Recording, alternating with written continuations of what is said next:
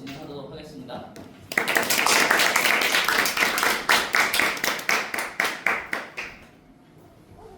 취업 준비를 위한 취준생을 겨냥한 AI 기업 인사이트 마켓 서비스 에임을 기획하고 개발한 에임 스나이퍼 팀의 발표를 시작하겠습니다. 목차입니다. 강선님이 노션에 올려주신 최종 기술 발표 목차의 구성을 그대로 가져와서 순서만 조금 조정했습니다. 저희 개인 발표의 메인은 목차 8번이라고 할 수 있겠습니다. 저희 팀원들을 소개하겠습니다. 에임 스나이퍼는 각자의 관심 분야에서 더 나은 서비스를 위한 개발과 연구를 진행하고 있습니다. PM이신 이성 강사님과 이성희 멘토님의 도움을 받아서 발표자인 저는 팀장을 맡았습니다. 프로젝트 관리와 전체적인 UI UX 그리고 용양님과 함께 프론트엔드 백엔드를 개발했습니다. 경민님은 데이터 분석을 메인으로 하고 프론트엔드와 백엔드를 도와주셨습니다. 유미님은 AI LLM 파트에서 질문 모델 개발과 함께 저희 프로젝트 배포를 맡아주셨습니다. 민지님은 AI LLM 파트에서 평가 모델 개발을 메인으로 관련된 프론트엔드 백엔드 도메인 개발을 맡아주셨습니다. 첫 번째 목차로 기획 의도입니다. 문제 정의를 해보았습니다. 취준생의 84.5%는 취업 정보 수집에 있어 어려움을 느끼고 있다고 합니다. 주된 어려움은 어떤 정보를 준비할지 몰라서가 38.4%로 차지하고 있다고 합니다. 경쟁사 분석을 해보았습니다. 이들의 공통적인 문제점을 표 위에 세 가지로 정의해보았습니다. 수기 작성으로 기업 분석 레포트가 작성되어 있어서 데이터의 퀄리티가 좋지만 분석된 정보가 방대해서 타겟의 시간적 비용이 크다는 점이 첫 번째 경쟁사의 첫 번째 문제점이었고, 두 번째로는 기업 정보 페이지까지 도달하는데 페이지 이동이 너무 많아서 불편하다는 점이 있었습니다. 세 번째로는 AI 서비스로 제공되는 모의 면접의 경우 면접 분위기를 조성하지 못하고 질문의 다양성이 부족하다는 문제점이 있었습니다. 이러한 문제점을 해결하기 위해서 저희는 에임 서비스를 기획했습니다. 에임은 두 가지 핵심적인 기능을 제공합니다. 첫 번째로 기업 핵심 요약입니다. 취준생이 원하는 기업 정보를 신뢰성이 높은 데이터로 추격하여 보기 쉽게 제공합니다. 두 번째 핵심 기능은 AI 모의 면접으로 기업의 흐름을 고려한 질문셋과 답변에 대한 AI 평가 기능을 제공합니다. 두 번째 목차로 시장 조사 및 비즈니스 관점입니다. 저희 에임과 같은 서비스 분야가 시장성이 있는지를 조사해 보았습니다. 국내 HR 시장은 연평균 6%씩 성장하고 있으며 2025년에는 2조 8천억 원의 시장성이 예상됩니다. 다음으로 시장 규모를 조사해 보았습니다. 저희와 같은 비경제 활동 인구가 매달 1,500만 명 선에서 유지되는 것으로 추정됩니다. 안정적인 수요가 있는 견고한 시장이라고 할 수 있겠습니다. 그래서 저희 팀의 비즈니스 목표는 다음과 같습니다. 매달 약 1,500만 명의 비경제 활동 인구, 즉 취준생들을 주요 고객으로 타겟팅했습니다. 주요 페인 포인트 세 가지의 해결을 위해서 저희의 핵심 목표는 취준생의 취업 준비 과정의 효율성을 개선함으로써 안정적인 고객층 확보 및 HR 플랫폼 서비스로 확대하는 것이라 할 수 있겠습니다. 저희는 11월 4일부터 3일간 오픈 베타 서비스를 진행하였고 다음과 같은 성과를 기록했습니다. 총 사용자는 74명, 총 이벤트 수는 1922개를 기록했으며 SEO 검색 최적화 성과로는 검색 시에 최상단에 노출되는 성과를 기록했습니다. 이로써 저희가 기대하는 효과는 다음과 같습니다. 요약해드리면 첫 번째로 사용자들의 편의성 증대가 가능하다는 점, 두 번째로 사용자들의 면접 연습을 통해 면접에 대한 심적 부담감 완화가 가능하다는 점, 세 번째로 서비스 구축 이후에 추가적인 인적 자원이 필요하지 않아 비용 절감이 가능하다는 점.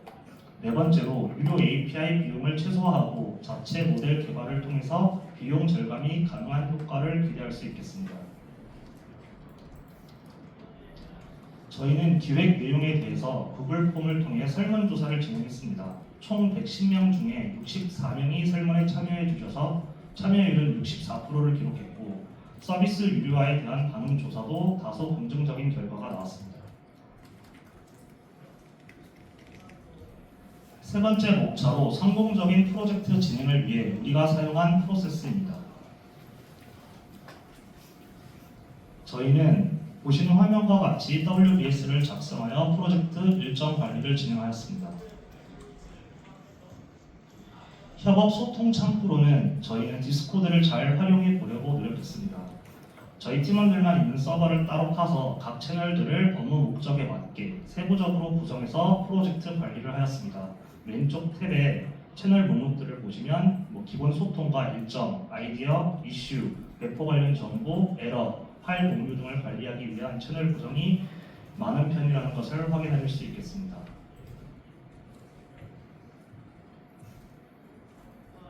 저희는 에임의 UI UX를 위해서 현업에서 많이 쓴다는 피그마를 배워서 활용해 보았습니다. 화면을 보시면 제가 경민님과 용현님과 함께 같은 공간에서 협업 중인 것을 실시간으로 확인할 수 있습니다. 저희의 서비스 아키텍처입니다. 백엔드 장부는 레디스와 MySQL과 연동되어 있고 프론트엔드로는 럭스 기반의 뷰를 이용했으며 REST API까지 이렇게 세 개는 모두 도커 컨테이너 형태로 AWS에 배포되어서 서로 HTTP 통신을 하고 있습니다. 딥러닝 로컬 서버 역할을 하는 AI 클라이언트는 비용 문제로 AWS에 배포되지 않고 로컬에 구성되어서 REST API와 비공기 소켓 통신을 하고 있습니다.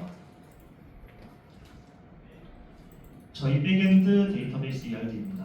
테이블은 총 36개로 구성되어 있습니다. 네 번째 목차로 저희가 사용한 기술 스택입니다. 협업으로 깃허브 관련된 기술 스택과 노션, 슬랙, 디스코드 등을 이용하였고 프론트엔드는 뷰와 뷰티파이, 럭스 타입스크립트를 주로 이용하였고 백엔드는 파이썬과 장고 그리고 패스트 API, MySQL, 레디스 등을 사용하였습니다. 데이터 분석에서 다트 오픈 API 파싱에는 판다스, 이캐스트, 뷰티풀숲 등을 사용하였고 데이터 분석 요약에는 오픈 AI API를 사용하였습니다. LLM 데이터 전처리에는 머신러닝, 사이클런, 형태도 분석기에는 맥캡, 유사도 계산 및 인베딩용으로는 센텐스 트랜스포머스 그리고 오픈 AI API를 사용하였으며 LLM 모델 학습에는 딥러닝과 파이토치, 허깅 페이스 그리고 트랜스포머, 팩트, 로라 튜닝을 위해서 사용을 하였고 OneDB는 시각화 자료를 보기 위해서 사용했고 구글 코렉 등을 사용하였습니다. 배포와 인프라에는 AWS 구성 요소들과 깃허브, 깃허브 액션스, 그리고 도커, WSL, 우분투 등을 사용하였습니다. 다섯 번째 목차로 저희가 프로젝트를 수행하면서 작성한 백로그와 이슈 목록입니다. 화면의 오른쪽 표와 같이 기본적인 요구사항 정의서를 작성하였지만 저희는 포포스 방식이 아닌 애자일 방식으로 프로젝트를 진행하였습니다. 크게 네 가지 구성, 프론트엔드, 백엔드, REST API, AI 클라이언트로 각각의 파트에서 백로그를 작성하면서 현재 개발 상황과 내용들을 팀원들과 실시간으로 공유하며 프로젝트를 진행했습니다. 백엔드 백로그 현황입니다. 중간 평가 때 51개를 기록했고 최종적으로 62개의 백로그를 작성했습니다. 프론트엔드는 중간 평가 때 59개, 최종적으로 107개의 백로그를 작성했습니다. AI 클라이언트는 중간 때 34개였고 최종적으로 54개의 백로그를 작성했습니다. 패스트 API는 중간 평가 때 2개, 최종적으로 5개의 백로그를 작성했으며 인프라 파트는 변함없이 16개의 백로그를 작성했습니다. 멘토링을 하면서 작성한 백로그는 중간 평가 때는 25개였고 최종적으로 33개의 백로그를 작성했습니다. 저희가 작성한 이슈 목록입니다. 디스코드에 이제 프로젝트 이슈를 프론트엔드, 백엔드, 테스트 API, AI 클라이언트로 각각 채널을 구성해서 그곳에 일어난 이슈들을 팀원들과 공유를 했고, 추가적으로 이제 강사님의 도움이 필요한 이슈는 노션을 이용하였습니다. 여섯 번째 목차로 실제 백로그에 맞춰서 기세 커밋된 내역들입니다. 모든 커밋 내역들을 보여드릴 수는 없기 때문에 최근부터 내림차순으로 3페이지씩 캡처해 두었습니다. 가볍게 보시면서 넘어가겠습니다. 프론트엔드 커밋 내역들입니다. 백엔드의 커밋 내역입니다. REST API의 커밋 내역입니다. AI 클라이언트의 커밋 내역입니다. 네 가지 파트 모두 저희가 작성한 백로그 제목과 코드를 포함해서 커밋 메시지를 남김으로써 팀원들끼리 트래킹 추적이 가능하도록 커밋을 해왔습니다. 일곱 번째 목차로 전체적인 흐름 및 설명 및 시연입니다. 주요 기능 두 가지, AI 모의 면접과 기능 분석 보고서를 직접 사용자 입장에서 사용해보는 시연을 보여드리겠습니다.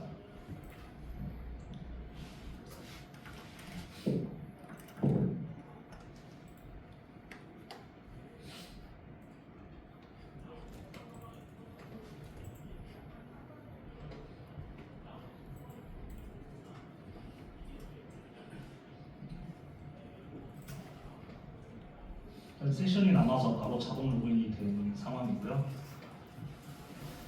회원 정보를 보면 잠시만요.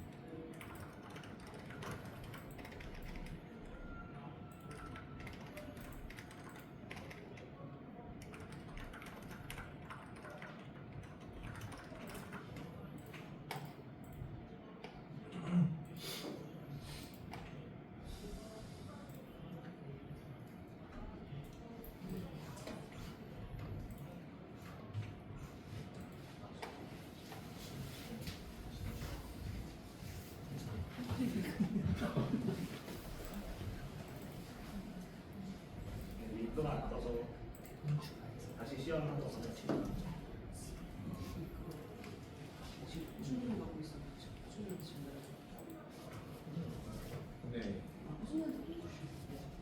세션이 남아서 로그인이 바로 된 상태이고, 이제 회원 정보를 보면 간단한 회원 정보들이 나타나는 것을 알 수 있습니다.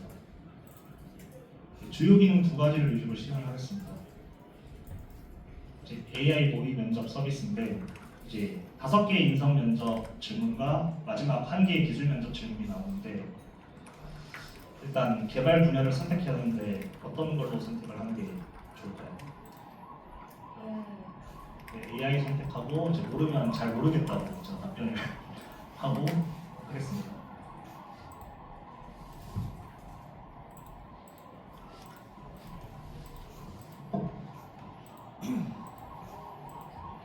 시간초가 있어서 좀 면접 답변이 좀 고르지 못한 걸 양해해 주시고.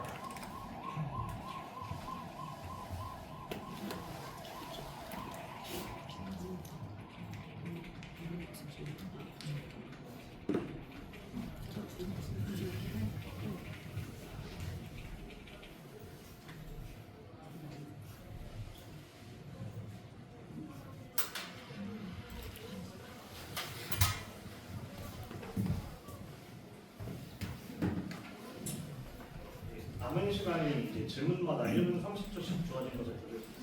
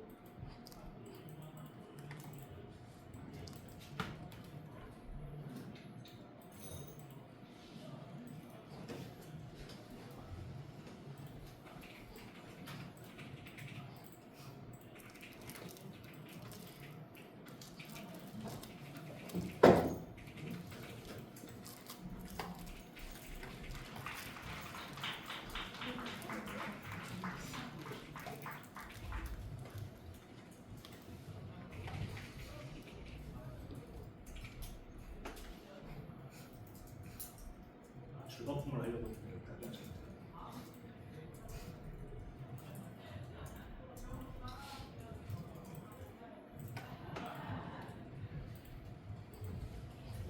제가 아까 답변 못한 부분은 다시 물어볼 것 같습니다.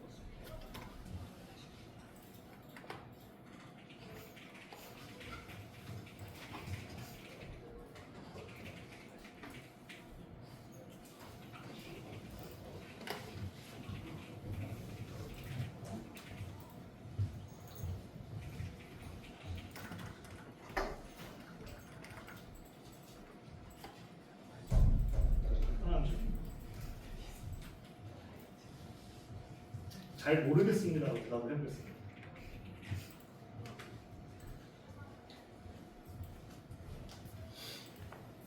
다섯 개의 인성 질문이랑 한 개의 기술 면접 질문이 나오고 나서 이제 답변들을 다 취합해서 AI가 채점을 하는 시간이 조금 걸립니다.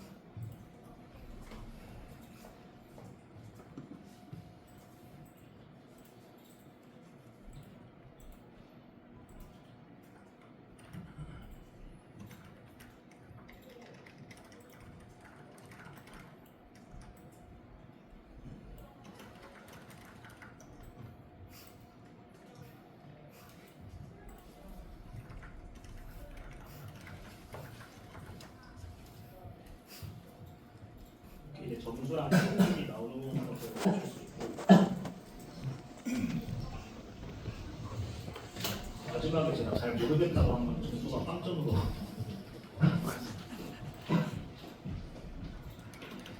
다음으로 이제 기업 분석 보고서에 가서 기업 분석 보고서를 조회수 기준으로 유저들별로 이제 탑5, 1위부터 5위까지 이렇게 상품을 추천해주고 있고 카테고리가 이렇게 이제 기업 규모랑 분야별로 구성되어 있습니다. 매출액 1,000억 미만 하면 이제 중소기업 위주로 나오고 있고 중소기업은 저희가 이제 좀 기업 로고를 생략을 해서 생략했을 경우에는 이제 이 로고가 공통적으로 나오거든요. 그리고 밑에 이제 키워드 같은 경우도 예를 들어 정보 보안, 그러면 안내나 이런 대표적인 것들 나오고 이제 중복으로 이제 이런 키워드를 복수 필터도 할 수 있습니다. 제가 이제 구매한 보고서가 있는 것들은 이제 보일 텐데 아마 SK 네트워크는 제가 구매를 해서 이렇게 보일 텐데 밑에 이제 삼성 라인드 아마 이렇게 제가 구매 안 했을 경우에는 부분 블럭 처리가 돼서 보고서를 볼 수가 없습니다. 그래서 위에서 구매하기 버튼을 눌러서 결제를 진행해 주세요. 결제창이 나오지만 실제로 결제는 되지 않습니다. 라고 안내 문구가 나오고 구매하기를 진행해 보겠습니다.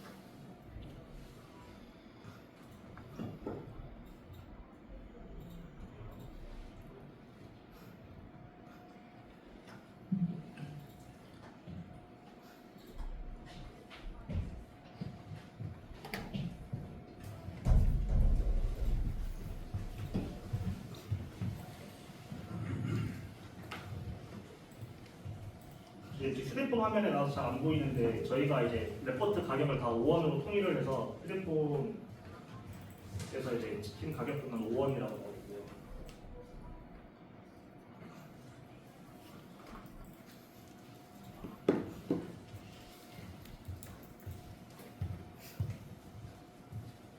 결제를 진행하고 완료가 되면 주문 목록 보기에서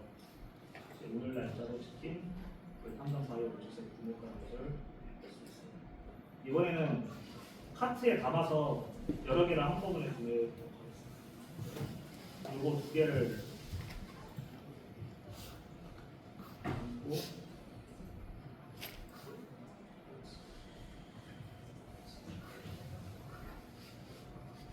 두 개를 담아서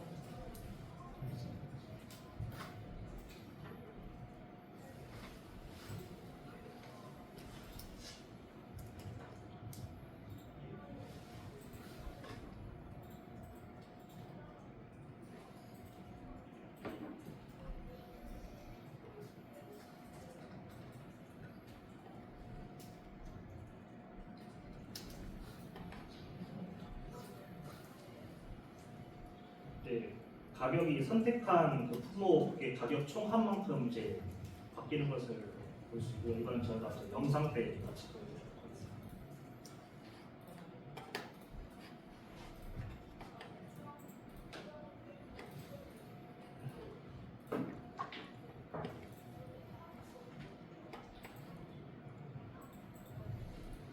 이렇게 두 개를 쓴 걸 볼 수 있고 이제 총 세 개를 샀으니까 이제 구매를 하면 이제 레포트 전체를 이렇게 볼 수가 있습니다.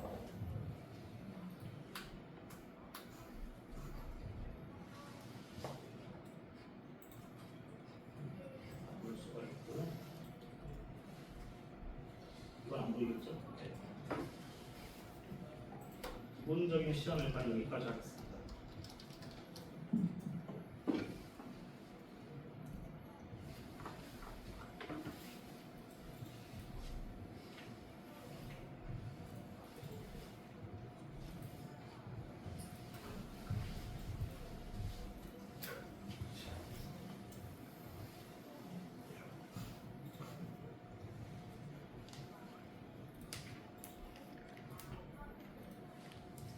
네, 이어진 목차로 이제 저희의 메인 발표인 8번째 목차입니다.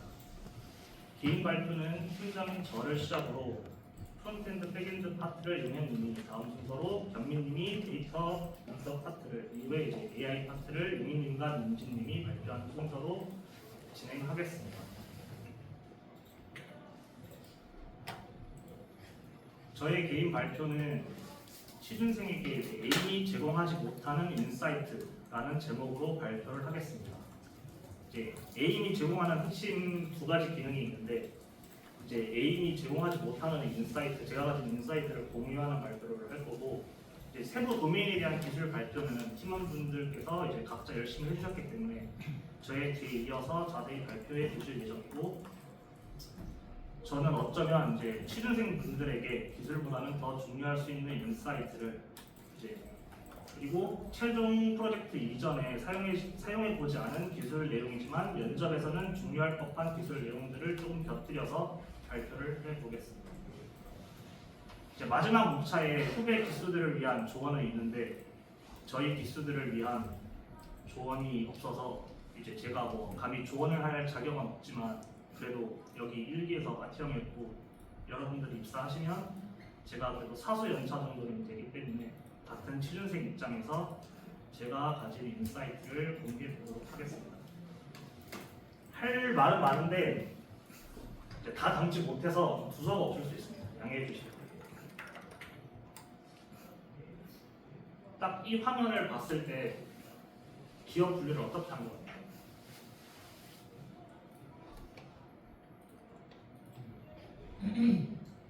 왼쪽이 이제 SI 기업들이고 오른쪽이 대표적인 서비스 기업인데 제가 7, 3이라고 해놓은 거는 제가 이제 전체 IT 시장을 봤을 때 비중이 70%, 30%입니다. 저희가 이쪽을 요즘 많이 선호하긴 하는데 전체 시장 비중으로 보면 7이기 때문에 감히 무조건 여기로 가라라고 제가 추천을 못 해드리겠어요. 왜냐면 이쪽을 선호하시는 분들도 분명히 있기 때문에 저도 SI 출신이고 나름 이제 또 금융권 출신이었고 6년 2개월간 졸업 직후에 바로 그 다음 날부터 일을 시작해서 올해 1분기까지 일을 했었는데 더 몰랐거든요. 여러분들보다도 더 몰랐고 여러분들보다도 제가 스펙이 좋은 편이 아니어서 후회하는 점이 많아요. 그래서 약간 후회를 안고 퇴사를 했고 이제 이 교육을 듣게 되었는데, 이제 SI 기업의 파생 분야로는 공공기관 IT랑 금융법, 그리고 이제 솔루션 기업이라고 표현하는 데도 있는데, 이제 솔루션 기업은 이제 특정 분야의 자사 솔루션을 가지고 있는 기업을 말을 합니다. 그래도 그나마 솔루션을 가지고 있는 기업은 SI 기업 중에서 그나마 낫다고 할 수 있고, 이제 뭐 특징으로는 고객사에게 인력이나 솔루션, 소프트웨어죠, 하드웨어 등을 제안을 해서 이제 수주해서 매출을 발생하기 때문에 인력들에게 특정 스펙이나 조건을 조금 요구할 수 있습니다. 그리고 회사가 클수록 망분리 환경인 데가 많아서 인터넷을 사용할 수 없어요. 공부를 하면. 이제 교육 들으시면서 개발할 때 인터넷이랑 GPT 많이 쓰셨을 텐데 못 쓰는 환경이 많습니다. 그래서 특징으로는 코드 품질이 좀 떨어지는 데가 많습니다. 왜 떨어지냐면 저희가 알고 있는 대기업들로 이제 구성되어 있어요. 거의 뭐탑 10이죠. 10대 메이저 대기업들 같은데 각 저 기업 계열사별로 다 IT 계열사들이 있고, 대기업이니까 코드 품질 좋지 않을까라고 생각할 수 있는데, 저 기업들이 자기네들 걸 개발을 해서 서비스를 자기네들 걸 서비스하는 게 아니고 남의 회사를 갑니다. 남의 회사를 가서 남의 거를 만들어주고 나와요. 운영은 맡겨주고 다른 업체가 합니다. 그렇기 때문에 남의 걸 만드니까 개발을 할 때 코드 품질에 크게 신경을 쓰지 않습니다. 그리고 운영 경험이 아무래도 그래서 적을 수밖에 없겠죠. 또 운영하는 업체 따로, 개발하는 업체 따로 이렇게 있기 때문에. 그리고 저 대기업들은 이제 누구나 가고 싶어하는 기업들이지만 이제 큰 기업일수록 레거시가 많을 수밖에 없습니다. 저도 나름 열심히 한다고 했는데 6년 지나고 나서 이제 너도 이직을 해봐야지 라고 해서 이제 채용 공고를 보니까 모르는 기술이 너무 많은 거예요. 왜 그렇지 하다 보니까 나름 금융권에 있었고, 금융권은 큰 돈이 많이 왔다 갔다 하기 때문에 더 보수적이고 잘 안 바꾸려고 했거든요. 그래서 레거시한 코드가 많았고, 내가 가지고 있는 기술이 최신 기술이 아니구나. 그리고 요즘 AI 나오고 나서 기술 변화가 점점 더 빨라지는데 내가 좀 뒤처졌구나. 그런 고민을 많이 했던 것 같습니다. 이제 오른쪽 기업들은 이제 서비스 기업이죠. 그리고 파생 분야로 제가 게임 기업이라고 적었는데 다들 많이 아시는 넥슨이나 3M이라고 하죠. NHN이나 NC소프트 같은 기업들도 다 여기에 속하고, 얘네들은 이제 본인들이 직접 서비스를 개발해서 그 서비스로 매출을 발생시키는 기업들이에요. 그러니까 자기네들이 직접 운영할 거를 직접 개발하기 때문에 당연히 코드 품질에 신경을 쓸 수밖에 없어요. 왜냐면 자기네들이 계속 운영을 해야 되니까. 그리고 코드 리뷰를 당연시 여길 거예요. 아마 여기 있는 기업들. 저기는 안 하는 기업이 훨씬 많습니다. 저 코드 리뷰를 6년 동안 경험해 본 적이 없어요. 그래서 특징으로는 코드 품질이 높고 이제 기업 문화가 유연하고 수평적이다. 인데 제가 궁금증이 하나 있었어요. 이걸 이제 강사님께 여쭤본 적도 있는데, 여기 너무 기업 문화 좋고 최신 기술 많이 쓰고 가고 싶어. 근데 제 선배들, 지인들 다 이 모든 기업에 몇 명씩 계시거든요. 근데 뭐 유명한 유튜버 개발자들도 그렇고 제 지인들, 선배, 동기들도 보면은 다 잘 갔는데 4년, 5년 이상 한 곳에 붙어있는 경우가 잘 없습니다. 왜 그럴까? 아니 내가 네이버 가면 평생 일하려고 노력할 것 같은데 왜 그럴까? 궁금해서 식사하면서 강사님께 여쭤본 적이 있습니다. 이제 여기는 기술 경쟁이 이제 연차가 쌓일수록 그 개발자에게 퍼포먼스를 요구하는 그런 부담감이 있다고 합니다. 그래서 이제 그거를 못 견디고 이제 뭐 더 좋은 배우의 작은 회사를 가기도 하고, 그렇다고 해서 또 제가 SI 있으면서 여기 출신들이 다시 SI로 돌아오는 경우도 많이 봤거든요. 이제 나이 먹고 나이가 이제 한 40 넘어가면은 이제 기술 경쟁에서 밀려서, 근데 이제 커리어는 계속 이어나가야 되니까 다시 SI로 보시는. 근데 이제 그럴 수밖에 없는 게 전체 시장의 70%가 SI이기 때문에 확률적으로 계속 취업을 하고 커리어를 이어나가려면 SI 쪽을 아예 배제할 수는 없다라고 생각을 합니다. 다음 인사이트로 SI 분야에서 기사 자격증이 있으면 좋은 이유. 아마 이 내용은 아마 20년 차 이상 되시는 분들 모를 수도 있어요. 모를 수도 있는데 이게 사실 제가 첫 프로젝트가 산업은행에서 차세대 프로젝트를 진행했었는데 신입인데 초급인데 들어갔어요. 왜냐면 제가 앱 개발해서 이제 전국에서 2등에서 상 받은 게 있는데 대학생 때 그것 때문에 저는 이제 생초급인데 여기 이제 등급이 적혀 있잖아요. 이제 법적으로 저희 나라는 이제 소프트웨어 기술자들 등급을 정해놓는데 중급 멤버스로 제가 들어갔어요. 뻥튀기가 된 거죠. 들어갔는데 이제 개발 다 끝나고 오픈한 이후에 이제 금융감독원에서 감사를 한다고 해서 갑자기 막내 한 3개월 남아 그래서 제가 잡일을 했어요. 근데 어떤 일을 했냐면 인력 정산을 했습니다. 이제 그 프로젝트가 SI에서는 그때 당시로는 역대 제일 큰 프로젝트였거든요. 금액으로는 한 3,500억 정도 되는 프로젝트였고 100여 개 회사가 참여를 했고 동시 있었던 인원이 가장 많았을 때는 한 1,800명 정도. 근데 이제 왔다 갔다 한 인력들까지 다 합하면 몇천 명 되겠죠. 근데 이제 인력 정산을 했어야 되니까 좀 뭐 회계도 모르고 세무도 모르고 아무것도 모르는데 어쨌든 그 몇천 명의 프로필을 다 봤어야 됐어요. 근데 이제 기준이 아까 말했듯이 SI 회사는 어쨌든 사업을 따서 인력들을 보내서 그 인력들 단가를 받아서 매출을 일으키잖아요. 근데 이제 이게 뭐 보시기 어려울 수가 있는데 이렇게 이제 좀 큰 회사, 작은 회사별로 초급부터 특급까지 단가가 이렇게 법적으로 정해져 있어요. 법적으로 정해져 있어서 이제 이 금액을 무조건 받아야 돼요. 물론 이거를 이제 후려치는 사기업들도 있긴 한데 대부분 받아야 되는데 저 A를 보시면 2009년 7월 31일 이전에 지금으로 치면 한 차장님 이상 되겠죠? 그분들은 기사가 상관이 없는 게 기사가 없어도 그냥 연차가 쌓이면 등급이 올라갑니다. 중급, 고급, 특급 올라가요. 근데 이제 저희를 포함한 2009년 7월 31일 이후 기준 있죠. 이거는 이제 중급 보시면은 기사 자격을 획득한 자로서 3년 이상 경력이 있어야 된다고 적혀 있어요. 그러니까 기사가 있고 경력 3년을 쌓아야 중급이 되는 거예요. 기사가 없으면 경력이 10년이 돼도 20년이 돼도 계속 초급입니다. 계속 이 돈밖에 못 받아요. 근데 이 돈이 물론 제가 가져가는 돈이 아니죠. 회사가 가져가는 돈이지만 그렇기 때문에 회사 입장에서는 당연히 SI 회사는 기사가 있는 신입을 뽑아야 경력 쌓이면 자연스럽게 등급이 올라가고 더 많은 돈을 벌 수 있으니까 SI 기업 입장에서는 이제 기사 자격증을 선호할 수밖에 없습니다.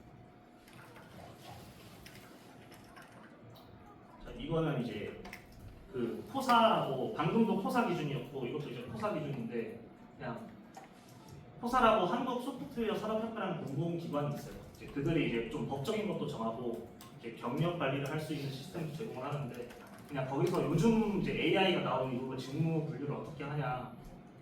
그래서 이제 저희 교육 과정이랑 관련된 것만 표시를 좀 해봤고 이제 올해 통계는 안 나왔는데 이제 작년까지 통계를 봤을 때 이제 인공지능 분야가 계속해서 시장이 커지고 있고 제가 자세히는 모르는데 상황 인식 기반 분야가 제일 큰 비중을 차지하는 것 같습니다. 이제 금융권은 어때요? 제가 이제 금융권에 있어서 이제 저희 나라 중앙은행은 한국은행이고 그 밑에 이제 국책은행으로 산업은행, 뭐 수출입은행, 기업은행 있고 이제 저희가 잘 아는 1금융권은 이제 뭐 국민, 우리, 신한, 농협, 수협, 신협, 뭐 새마을금고, 우체국 등 있고 2금융권은 이제 뭐 저축은행, 증권사, 카드사, 보험사, 캐피탈이 다 2금융권입니다. 3금융권은 사실 대부업체인데 법적으로 금융기관으로 치지 않고 있어서 3년권 이하는 생각 안 하시는 게 좋고 제가 이제 파란색 가로로 쳐놓은 거는 이제 각 금융기관의 IT 계열사 근데 이제 금융권도 아까 말씀드렸다시피 당연히 SI 기업인데 금융권이면서 SI 기업이 아닌 곳이 있어요. 그게 이제 인터넷 은행인데 K뱅크, 카카오뱅크, 토스뱅크 등이 있습니다.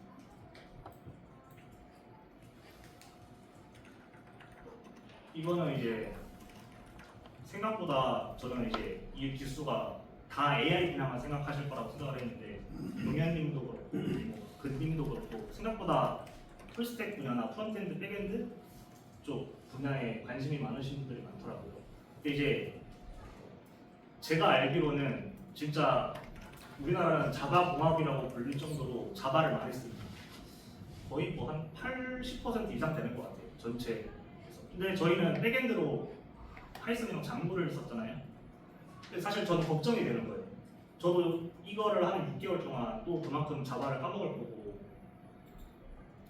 그리고 제가 이제 경험했던 그 자바랑 스프링 기술이 많이 쓰는 건 맞는데 또 최신 기술이 아니거든요. 스프링도 또 좀 약간 최신 버전이 있어서 그래서 만약에 이제 앞으로 서류를 쓰실 건데 포트폴리오가 잘 안 될 수도 있으니까 잘 안 되면 백엔드 장고 파트만 이제 스프링으로 전환하는 걸 해보셔도 좋을 것 같아요. 근데 제가 이제 배웠을 때 그 DDD 구성이 똑같거든요.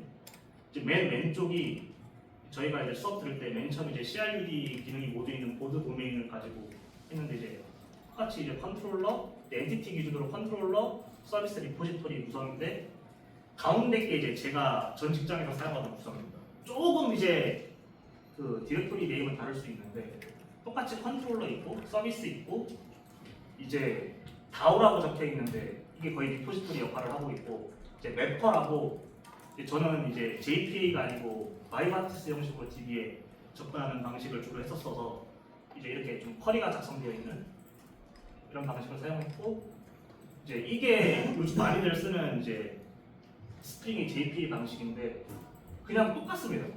모델 있고 컨트롤러, 서비스 리포지토리 사실 똑같은 것 같아요. 장고랑 거의 이름까지도 똑같은 것 같고 물론 안에 내부 내용 코드는 다르지만 아마 코드 보시면 다 아실 거예요. 어느 정도 이제 못 배웠지만 나중에 이제 이렇게 리팩토링 하는 거에 관심 있으신 분들은 이제 강사님이 관련 자료나 정보를 카페에 올려주신다고 하니까 참고하시면 될 것 같습니다. 여섯 번째로 이제 저희가 레디스랑 카프카에 대해서 배웠는데 이게 뭐 대용량 트래픽 처리의 전부다라고 할 수는 없지만 그나마 연관된 게 이거 둘인 것 같아서 저희가 배운 것 중에는 이거에 대해서 정리를 해봤습니다. 사실 저도 없거든요. 저도 대용량 트래픽 처리를 경험한 적이 없어요. 근데 이거를 신입한테 묻는다는 게 좀 잘 모르겠어요. 너무 잔인하다라고 생각을 해서 일단 뭐 레디스는 뭐 저희가 이제 백엔드에서 .env랑 세팅스에 저렇게 설정을 해놓고 주로 어카운트나 워스 도메인에서 이렇게 이메일을 통해서 사용자 계정을 이렇게 조회하고 이제 UUID 툴을 사용해서 고유한 익스토를 생성, 이제 레디스에 잘못 썼네 유저 토큰을 저장, 그리고 저장된 토큰을 검증하고 이제 뭐 오류 처리하는 이런 방식으로 저희가 레디스를 로그인할 때 주로 써왔는데 레디스를 왜 쓰지? 라고 하면 이제 주요 이유가 이제 1번으로 보안 강화, 그리고 매우 빠른 속도, 효율적인 세션 관리, 확장성과 분산 처리 등이 있겠습니다.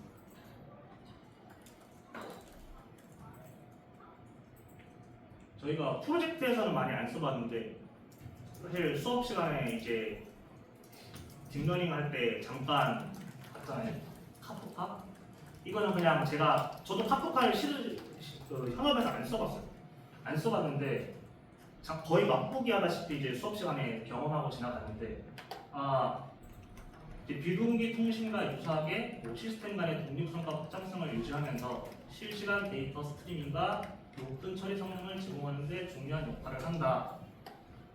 그래서 뭐 비동기 데이터 처리, 높은 처리량, 내 결함성 및 복원력, 확장성 등의 장점이 있다 라고 하는데 저희가 어싱크하고 보통 이제 앞단에서 작성할 때 비동기는 다 쓰고 있잖아요. 그러면 비동기 그냥 쓰면 되지 카프카도 있을까? 기능이 비슷한 것 같은데 이제 그래서 좀 비교를 해보니까 이제 비동기 처리는 똑같이 이제 시간이 오래 걸리는 작업이 완료될 때까지 이제 어플리케이션이 멈추지 않고 다른 것을 계속 수행할 수 있게 하기 위해서 사용을 하는데 이제 비동기 통신은 단일 애플리케이션에서 비동기적으로 작업을 처리하는 데 중점을 두고 이제 카프카는 여러 어플리케이션 간의 분산 시스템에서도 이제 대규모 데이터 처리를 비동기 통신을 할 수 있게끔 기능을 제공을 한다고 합니다. 그래서 뭐 확장성, 내결합성, 데이터 복구와 같은 장점이 있고 그래서 이제 카프카를 연동하면 이제 싱크 비동기 처리에서 얻을 수 없는 대규모의 데이터 처리, 확장성 그리고 시스템 간의 독립성 등을 얻을 수 있다고 합니다. 이걸 뭐 물어볼지 안 물어볼지 모르겠어요. 근데 사실상 물어볼 것 같아서 대용량 트래픽 처리 경험이 있냐고 거의 물어본다고 제가 들어서 일단 내용을 넣어봤습니다. 이제 마지막으로 이제 이전 프로젝트에서는 사실 안 달아본 도메인이어서 제가 넣었고요. 이제 페이 강사님의 추천으로 이제 토스페이를 넣었고 이제 이 페이먼트 도메인을 카트랑 오더 사이에 이제 넣어서 연결을 시켜야 하는데 어떻게 했는지에 대한 내용입니다. 이제 저희가 이제 그 기업 분석 보고서 리드 페이지에 들어가면 아까 시험에서 보여드렸다시피 이제 구매하기 버튼이랑 장바구니 담기 버튼이 있는데 이제 구매하는 거는 바로 구매하는 거고 그리고 이제 장바구니에 담은 거는 장바구니에 담았다가 이제 선택한 것만 구매하는 거니까 이거를 이제 나눠서 이제 함수를 이렇게 작성을 했고 이제 어마운트라는 변수의 구매하기 같은 경우는 이제 그 컴퓨터 레포트에 가격을 저장해서 이제 커리로 푸시를 날리고 그거를 이제 페이먼트에서 받아서 이제 결제 성공해서 리스폰스 데이터가 true일 때 데이터를 넘겨서 주문 목록에 담기고 이렇게 했고 이제 실패일 때는 이제 주문 실패해서 실패에 관련된 페이지가 뜨게끔 이렇게 구성을 했습니다. 밑에 뭐 잘 안 보이실 수는 있는데 나중에 이제 다음 주에 영상을 보시면 아마 잘 보이실 텐데 이제 밑에 이제 제가 휴대폰으로 보는 화면도 같이 넣어봤습니다. 제가 준비한 개인 발표는 여기까지고 이어서 이제 용현님께서 프론트엔드랑 백엔드의 이제 전체적인 개인 발표를 이어서 진행하겠습니다.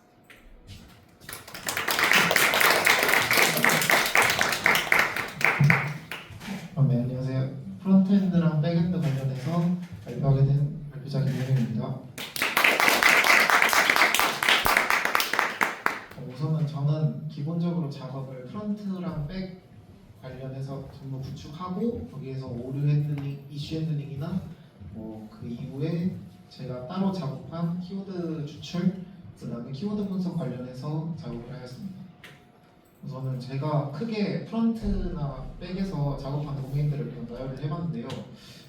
기본적으로 어카운트는 뭐 다들 하셨을 것 같고 이제 좀 다른 팀과 다르게 저는 웬만한 소셜 로그인을 거의 다 구현해보고 싶다라는 생각을 해서 구글, 카카오, 네이버는 뭐 검수나 까다로운 과정, 뭐 그다음에 HTTPS를 부채하는 좀 번거로운 과정이 있긴 했지만 결국 서비스에서는 결국 전부 다 구현하였습니다. 그다음에 매니지먼트 같은 경우에는 그냥 이름은 매니지먼트인데 사실상 관리는 어드민이라고 볼 수 있고요. 관리자가 볼 수 있는 약간 사용자 정보 관리해주면서 사용자가 어떤 권한을 가질 수 있는지 그러니까 관리자 권한을 부여할 수 있다거나 그런 걸 볼 수 있고 그다음에 상품별 로그 기록을 볼 수 있는데 이거는 사실 저희가 약간 데이터 분석을 하기 위해서 여러 가지 사용자가 어떤 상품을 많이 보았는가 이거를 관리자만 볼 수 있게 해야 된다고 생각해서 그거 볼 수 있는 화면 구성할 때 사용했습니다. 그다음에 오더 카트는 아까 경원님이 보여주신 그 시연 영상에서 보실 수 있다시피 그런 역할을 하고 있고요. 그다음에 백 같은 경우에는 거의 프론트하고 비슷하게 가져가는데 이제 다른 부분이 있다면 이제 마케팅하고 레지스라고 볼 수 있는데 마케팅은 그냥 사실 아까 보셨던 유저 로그를 찍기 위한 유저가 어떤 상품을 많이 보았는지 그거를 작업하기 위한 도메인이었고 레디스 같은 경우는 이제 모든 서비스들이 어쨌든 암호화를, 그러니까 소셜 로그인 같은 경우에는 암호화를 하는데 그 암호화를 조금 더 편하게 하기 위해서 잠깐 다른 도메인으로 뺏어가려고 했습니다. 그다음에 이제 제가 발표한 거를 이제 전부 다 발표하기 힘들 것 같고, 그래서 제가 한 것 중에 좀 주요하게 했던 것 중에 좀 강조해서 말하고 싶은 걸 강조해서 말하고 싶은 거를 말하겠습니다. 우선 1번 로그인 같은 경우에는 제가 구현을 했는데 1번 로그인은 보안 이슈가 좀, 제가 보안 작업을 했었는데도 그래도 혹시 강사님께서 말씀하시길 괜히 DB가 공격을 당한다거나 그런 사태에서 조금 문제가 있을 것 같아서 1번 로그인을 구현을 하였지만 생략하긴 했습니다. 사실 뭐 1번 로그인도 뭐 해시하고 솔트 암호화를 이용해서 좀 사용자별로 솔트도 다르게 들어가고, 해시 암호화에서 이제 좀 사용자, 그러니까 해커 공격이 있어도 특정하지 못하도록 하긴 했는데, 이게 어쨌든 DB를 공격당하면 결국 그 DB 안에 있는 정보를 가지고 와서 그냥 뚫어버릴 수 있기 때문에 그냥 1번 로그인을 생략하였고요. 그다음에 소셜 로그인 같은 경우에는 뭐 다른 팀에서도 다 하셨던 방식으로 사용했지만, 이제 굳이 하나 더 설명해보고 싶다면 이제 암호화를 전하고 다르게 썼거든요. 1번 로그인하고 다르게 솔트나 해시를 사용해서 한 건 아니고 UUID라는 어떤 라이브러리를 사용해서 했는데, 이제 UUID가 다섯 가지의 버전이 있는데 5가지 버전 중에 굳이 UUID4를 사용한 이유는 1, 2 같은 경우는 해킹만 하면 저기 컴퓨터 내부에 있는 정보를 활용해서 암호화를 하는 거기 때문에 개인 컴퓨터 정보가 유출돼서 그거에 대해서 문제가 있었고, UID 3 같은 경우 이름 기반으로 하는데, 근데 예를 들면 똑같은 도메인에 똑같은 이름을 사용하면 그냥 쉽게 뚫리는 게 문제가 있어서 사용하지 않았고, 그다음 UID 5 같은 경우에는 해시 함수가 저기 옛날 버전이라서 그냥 무작위로 계속 넣으면 언젠가 뚫리게 된다고 해서 저걸 사용하지 않습니다. 그다음에 레디스 같은 경우로 굳이 한 이유는 키밸류 방식으로 해서 그냥 빠르게 이렇게 꺼내서 쓸 수 있고, 그다음에 여러 가지 데이터 한 번에 들어왔을 때 DB 같은 경우에는 그냥 이거 아이디가 한 개, 동일한 아이디가 2번 들어가야 돼서 문제가 생겨서 터지는데, 레디스 같은 경우에는 그냥 들어가면서 여러 데이터를 처리할 수 있기 때문에 사용했습니다. 다음 저희 기업 분석 데이터 그거 관련 엔티티인데, 사실 이거는 엔티티가 좀 더 많이 엮여 있긴 한데 우선 간단하게 보여드렸고, 그냥 엔티티 구성이 어떻게 되는지 간단하게 보시면 되고요. 그다음에 이거 그러니까 이거 보고서 하면서 솔직히 구성은 그냥 할 수 있는데 좀 사용자한테 한번 테스트를 한번 해봤는데 좀 문제점이 있었습니다. 검색을 하는데 일일이 한 번씩 다 들어가봐야 사용자가 내가 이 기업에 어떤 정보가 있고 이런 걸 다 알 수 있어서 검색이 너무 힘들고 정보 확인이 너무 힘들어서 키워드 분석해서 약간 키워드 검색할 수 있게 하면서 검색하면 좀 좋겠다라는 생각을 해서 제가 세기너 추출을 통해 데이터에서 어떤 필요한 키워드를 받으면 그 키워드를 눌렀을 때 그냥 바로 검색이 될 수 있도록 세기너 추출을 해서 텍스트 분석을 하고요. 그래서 텍스트 분석 후 이제 기능 구현을 해서 핵심 키워드를 보시면 이걸 눌렀을 때 이렇게 바로 연동이 되도록 구현하였습니다. 그 다음에 이제 그거 관련해서 결국에는 사용자가 눌렀을 때 하나 누르면은 이제 그냥 그거 하나가 나오지만 2개가 누르면 그 2개가 같이 포함된 게 상위로 랭킹되도록 구현하였습니다. 그다음 마지막으로 마케팅 도구인데요. 사용자가 상품을 얼마나 눌러봤는지 이거를 저장해서 결국 사용자한테 어떤 제품이 많이 눌려서 사용자한테 많이 그러니까 좀 추천할 만한 게 이런 거다라고 보여주고 싶어서 이런 걸 구현했는데요. 근데 이제 이것도 처음에 이거는 그냥 단순하게 저장할 수 있어서 구현하기 쉬웠는데, 이제 그 다음에 사용자의 여정을 좀 알면 좋겠다라는 생각을 해서 이제 사용자 데이터를 MySQL에 저장해서 이거를 사용자가 어디 이렇게 들어가는가 알면 좋겠다라고 생각했지만 ESQL에 다 저장하는 순간 어쨌든 DB 사용량이 커져서 문제가 생겨서 이거를 그럼 레디스하고 원형큐를 사용해서 조금만이라도 쌓아서 해볼까라고 했지만 이게 램을 계속 사용하기 때문에 레디스가 램을 사용하니까 이제 다른 저희 백프론트 패스트 API를 사용하면서 램까지 더 먹으면은 서비스가 터질 수 있다고 판단해서 결국에는 넉스트를 붙이면서 GA를 붙여서 저희가 확인하는 걸로 방향을 정했습니다. 그래서 이후 발표는 경민님이 발표해 주실 것 같습니다.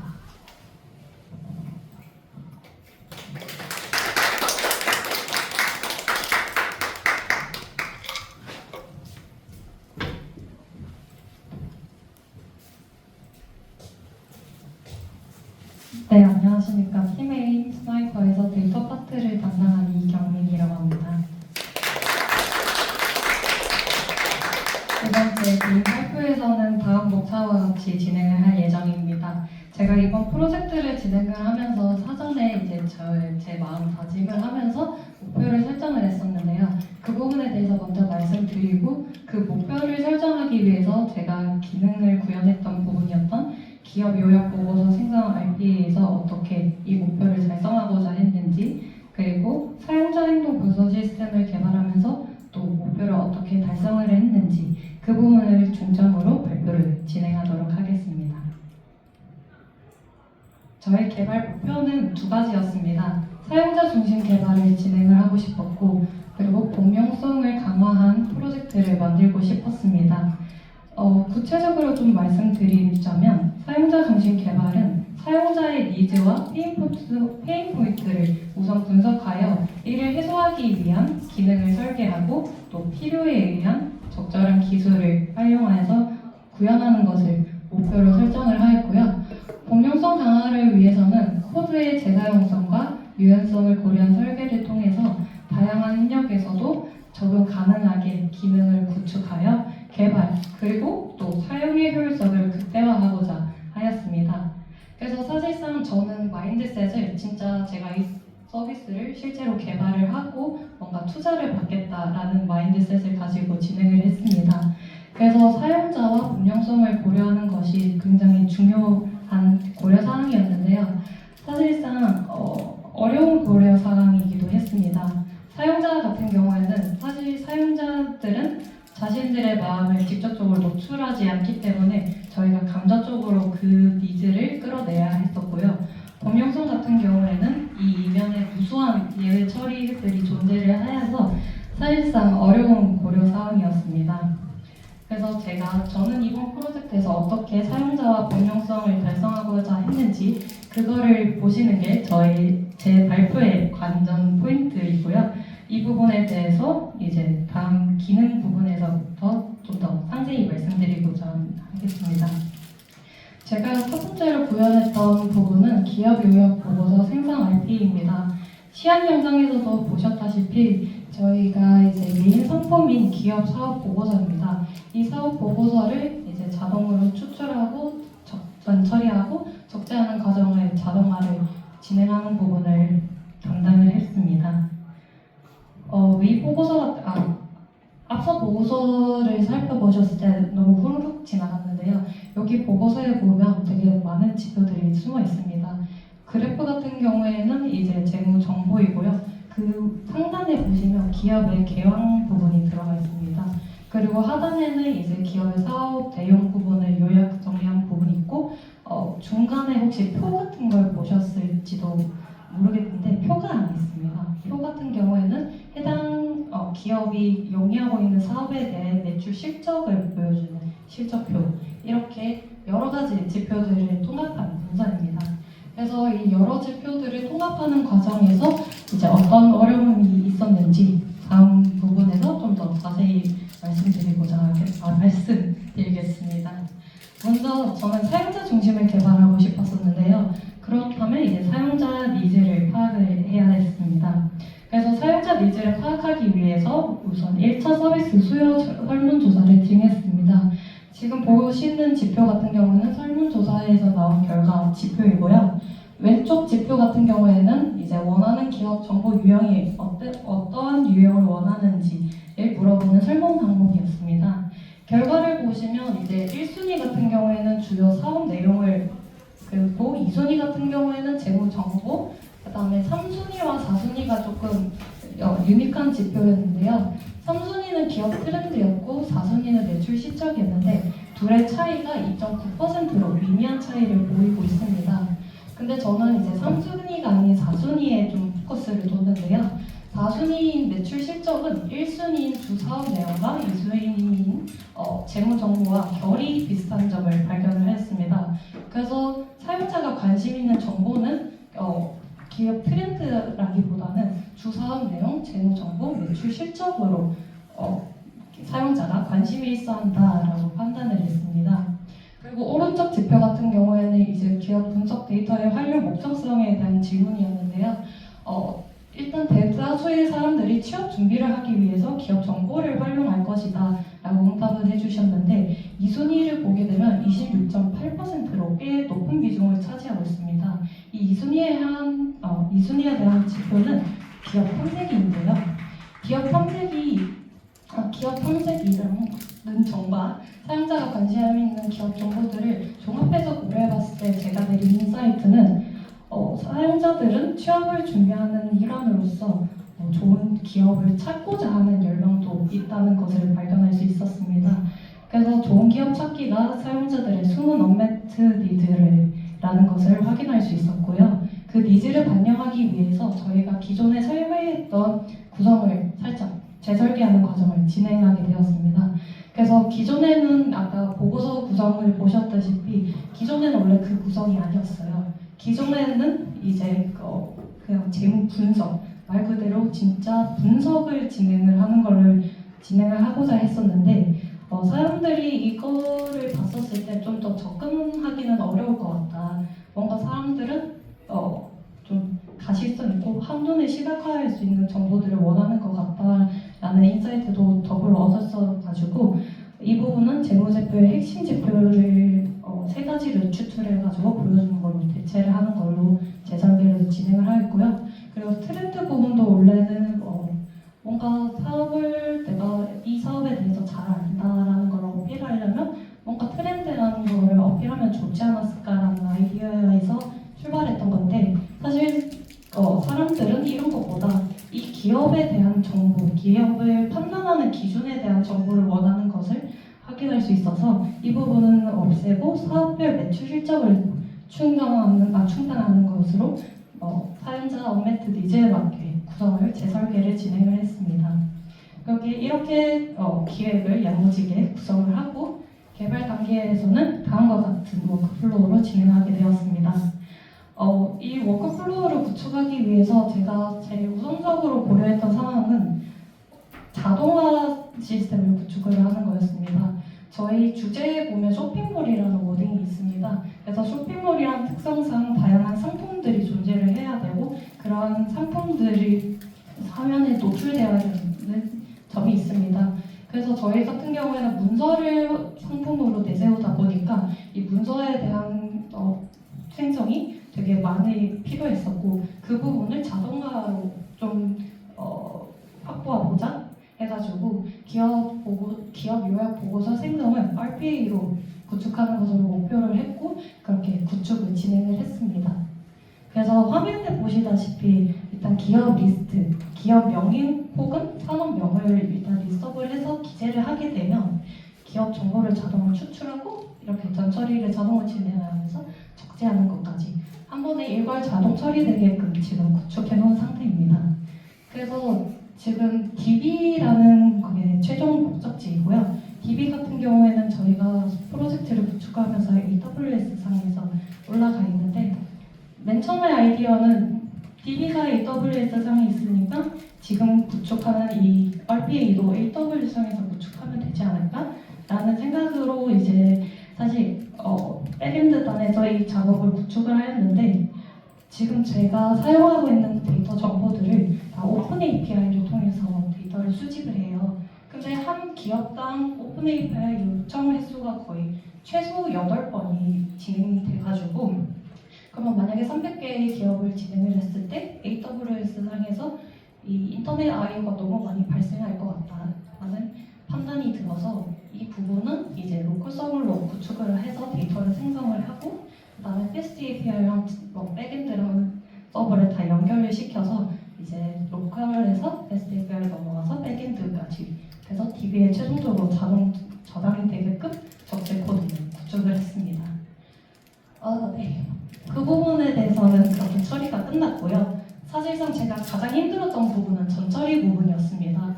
자동화를 하는 거에 앞서서 가장 크게 고려해야 될 부분은 확장 가능성이 있냐였는데 이제 확장 가능성을 고려했을 때는 좀 챙겨야 됐던 부분이 모든 기업에 일관되게 이 코드를 통해서 처리할 수 있냐였습니다. 그래서 일관 처리를 위해서 좀 많은 노력을 기울였고요. 뒷페이지에서 이제 어떻게 일관된 처리를 했는지 어떤 이슈들이 있었는지에 대해서 말씀드리도록 하겠습니다. 우선 제가 가장 크게 좀 고통받았던 전처리 부분입니다. 혹시 다트를 들어가셨던 분이나 아니면 기업의 사업 보고서를 보셨던 분들은 아마 뭔가 보고서가 되게 잘 정제되었다. 뭔가 내가 추출하고 하면 되게 잘 뽑힐 것 같다. 라는 생각이 들 정도로 정말 잘 정제되어 있는 문서인데 이 문서를 오픈 API를 통해서 XML 데이터로 받게 되면 기업별로 이제 용어도 다르고 양식도 다르고 XML 태그마저 이제 다 다르게 작성을 해가지고 기업별로 예외 처리가 굉장히 많이 존재했습니다. 그래서 이 부분에 대한 이슈 발행 건이 10건이 될 정도로 되게 상당한 많은 예외 처리가 있었고요. 제가 오른쪽에 이제 그 중에 하나 좀 유니크한 친구들을 갖고 왔습니다. 재고제표와 같은 경우에는 그냥 여러분은 단순하게 생각하시면 매출액이 들어간 문서라고 생각하시면 돼요. 근데 사실상 매출액이라는 단어가 너무 명확하잖아요. 근데 기업별로 이 매출액을 쓰는 단어도 되게 다양해요. 어떤 기업에서 영업수익이라고 쓰던가 아니면 어떤 기업은 진짜 매출이라고 그렇게 간단하게 쓰는 경우도 있어가지고 매출액 지표를 하나 뽑는데도 예외 처리가 되게 많이 필요했고 어떤 데는 영문으로 이거를 기재를 해냈는데 영문에 사실 예외 베리에이션이 더 폭이 넓어서 저는 한국어로 추출하는 것을 진행을 했고 코드상에서 코드상으로 말씀을 드리면 이렇게 예외로 생각되는 단어들이 있으면 이거를 이제 포지셔널 가변 인자를 사용해서 최대한 내가 많은 또 예외를 발견했어요. 그럼 여기다 그냥 예외만 추가를 해놓으면 다음번에 생성해서 문제없이 발생할 수 있게끔 그렇게 포지셔널 가변 인자를 사용해서 일괄 처리할 수 있게끔 구축을 했고요. 이 부분은 제외하고도 XML 태그에서는 이제 n번째 children을 규칙을 적용을 한다든지 아니면 라이브러리를 원래 사용을 해서 추출을 했는데 라이브러리가 안 되면 다시 오픈 API를 직접 이용해서 추출한다든지 이렇게 되게 변화에 유연하게 반응할 수 있게끔 코드를 구축하고자 되게 많은 노력을 했습니다. 그래서 앞에서 발행했던 이 이슈 10건은 지금 말끔하게 해결된 상태입니다. 그리고 이제 제가 또 신경 썼던 부분은 사업 내용 요약입니다. 사업 보고서에 이제 사업 내용이랑 파트를 데이터를 긁고 오면 대략 한 7,000, 8,000자 정도 되게 방대한 글이 나옵니다. 그래서 왼쪽에 이제 원문 데이터인데 원문 데이터를 그냥 눈으로 가볍게 살펴보시더라도 되게 정보들이 한눈에 보기 힘들어요. 그래서 어떤 정보가 중요한지도 사실 처음 보는 사람들 입장에서 조금 어렵게 다가오기도 하고 그래서 이 부분을 그대로 저희가 서버에 이제 올려버리면 그대로 고객들이 이탈이 될 것 같아가지고 이 부분을 요약을 처리하는 것으로 진행하기로 했습니다. 그래서 요약 같은 경우에는 모델을 쓸까라는 부분도 고려를 했는데 저희가 기업을 다루다 보니까 사실상 기업에는 되게 기업들이 이용하고 있는 사업들이 되게 다양하잖아요. 다양하기도 하고 뭔가 내가 100개, 200개, 300개를 더 추가하더라도 깔끔하게 처리가 될 수 있을까? 라는 생각이 들면서 모델로는 그게 힘들 수 있겠다라는 생각이 들어서 오픈 AI API를 사용해서 요약 추출하는 것을 진행을 했습니다. 그래서 오픈 AI를 통해 오픈 AI는 GPT-4 미니 모델을 사용했고요. 위에 보시다시피 세 가지의 프롬프트 엔지니어링 기술을 사용했습니다.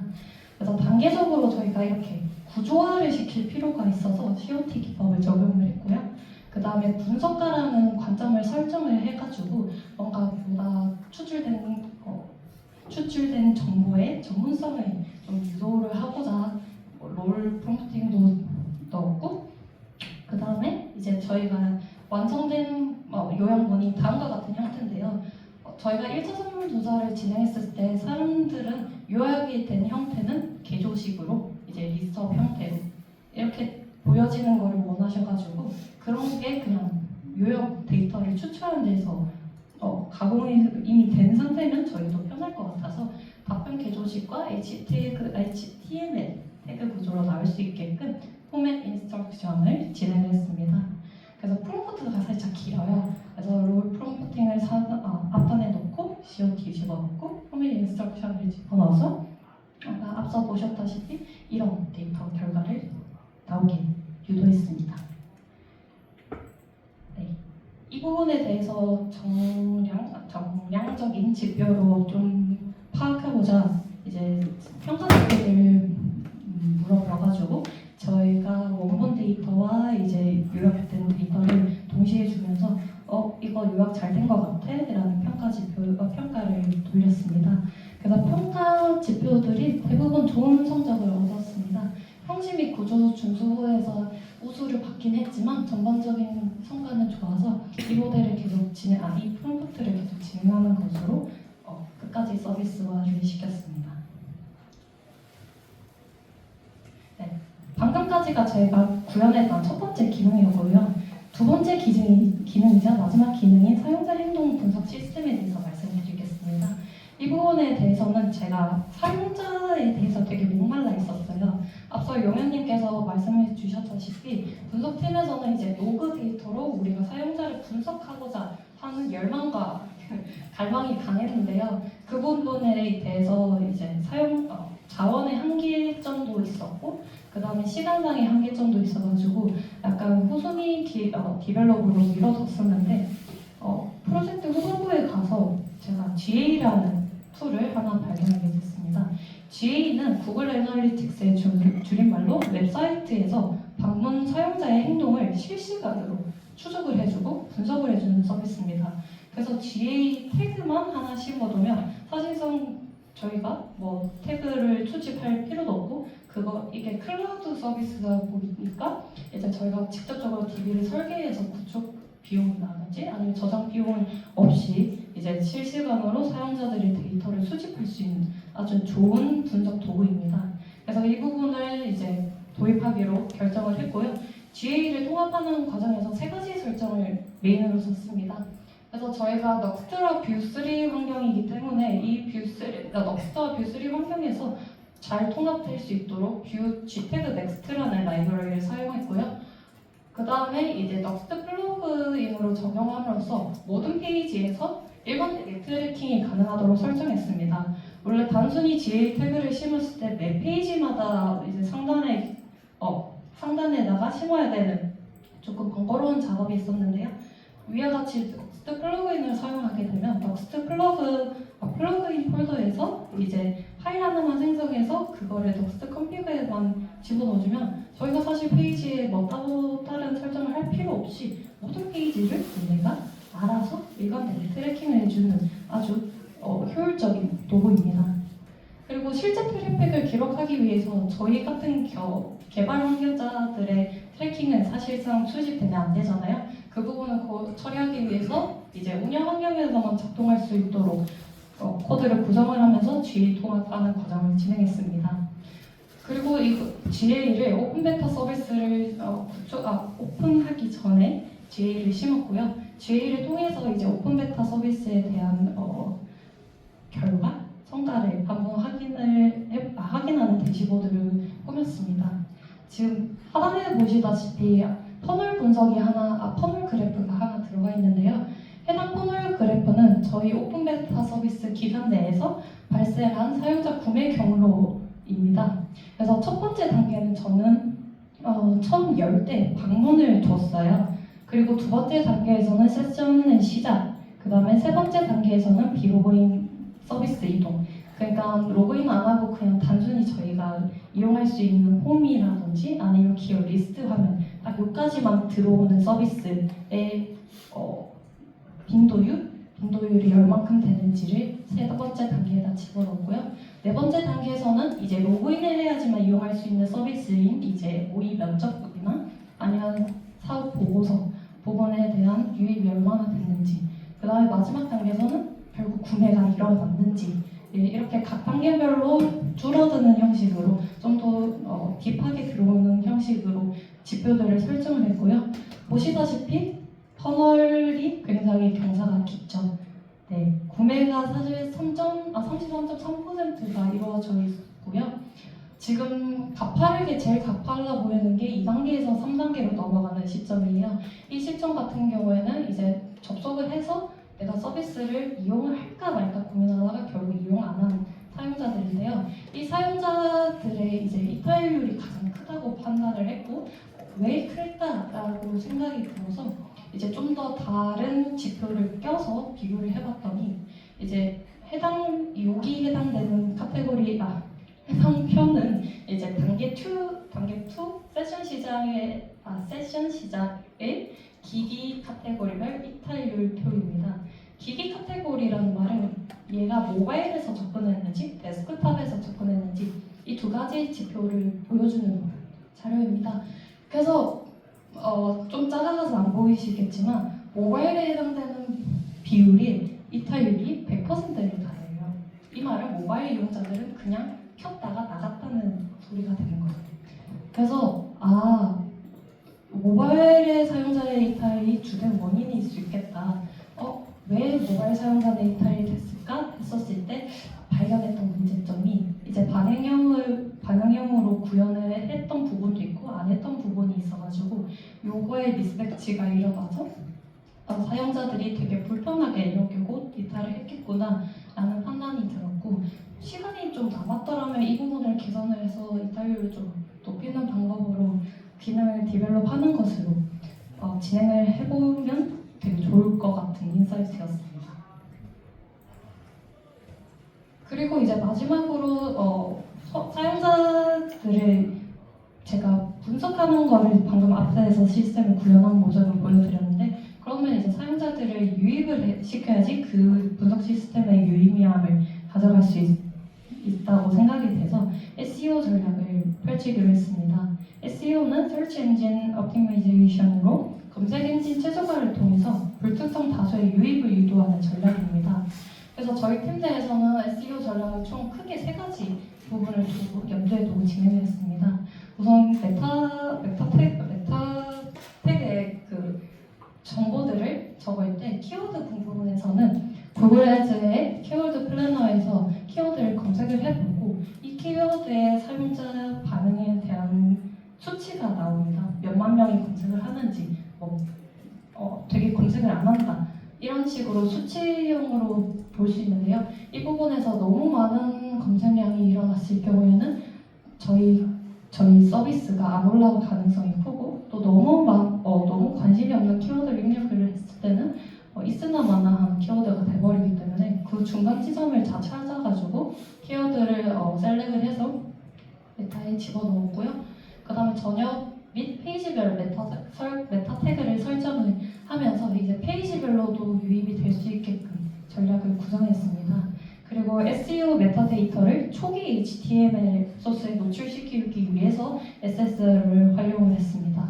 제가 처음에는 이제 온마운티드에다가 이 부분을 넣었더니 이 부분은 CSR 부분이어가지고 초기에 노출되지 않는 부분이라고 하더라고요.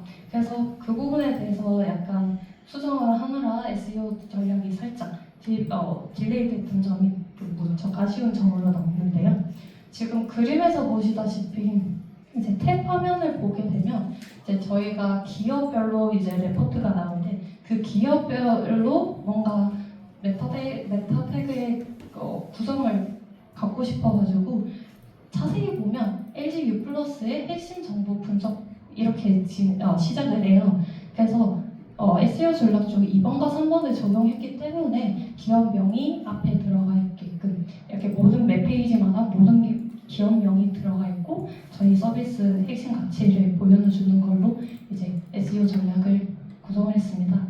SEO 성과 같은 경우에는 저희 팀도 이제 기업 핵심 정보 분석이라는 핵심 가치와 저희 팀명인 에이미스 사이퍼를 함께 입력을 하면 최상단에 노출되는 것을 볼 수 있습니다. 그래서 SEO가 효과적으로 붙어있음을 간접적으로 느낄 수 있었고요. 여기까지가 이제 제가 준비한 부분입니다. 제가 사용자와 이제 본영성을 되게 핵심을 두고 개발을 진행했는데요. 이 부분에 있어서 기능 구현에 좀 어려움은 있었으나 기능 구현을 마치고 나니까 굉장히 뿌듯하고 알찬 경험이 됐습니다. 그래서 저의 발표는 여기까지 마치도록 하고 다음 타자에게 턴을 넘기도록 하겠습니다.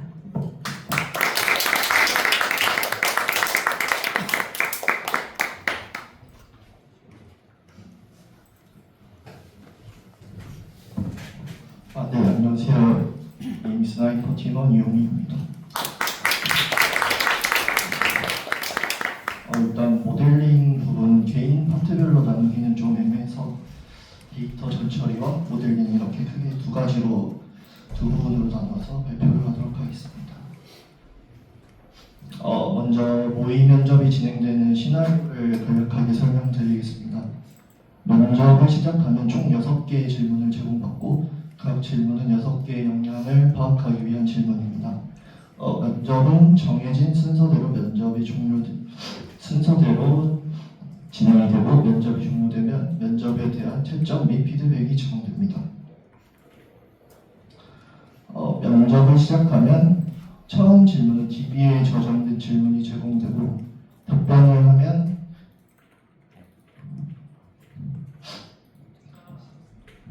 이후 4개의 질문은 모델이 생성한 질문이 제공되게 됩니다.